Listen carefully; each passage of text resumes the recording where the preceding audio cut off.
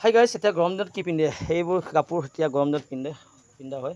এয়া হৈছে আপোনাৰ গাড়ী দিয়া যোৰা কেছ বাছা, খুব ধুনীয়া আনকমন ষ্টাইল বনাব দিছোঁ।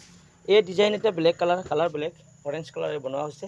এয়া হৈছে নুনি কটন যোৰা, খুবেই ধুনীয়া। এয়া নেক্সট ৰঙা নুনি কটন যোৰা, খুবেই ধুনীয়া হৈছে, একেবাৰে ধুনীয়া যোৰা। এয়া হৈছে অৰেঞ্জ কালাৰৰ পৰা বনোৱা, অৰেঞ্জ কালাৰ ডিজাইন ব্লেক হ'ব।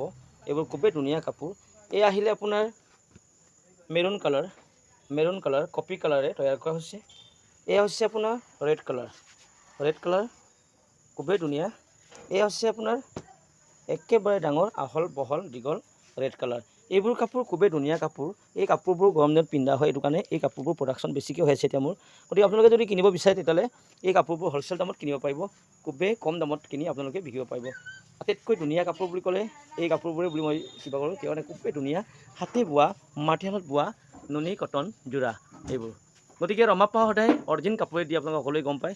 গতিকে মাটিশালত বোৱা কাপোৰহে মই দিওঁ। গতিকে এই কাপোৰবোৰ যদি কিনিব বিচাৰে আপোনালোকে কম দামত কিনিব পাৰিব দোকানৰ কাৰণে। আৰু কোনোবাই যদি নতুনকৈ ৰমাপ্পা ইউটিউব চেনেল যদি নতুনকৈ কোনোবাই আহিছে প্লিজ আপোনালোকে ছাবস্ক্ৰাইব কৰি দিব আৰু লাইক কমেণ্ট শ্বেয়াৰ কৰিবলৈ পাহৰি নাযাব। ঠিক আছে, আকৌ লগ পাম নতুন এটা ভিডিঅ'ত নতুন কাপোৰেৰে।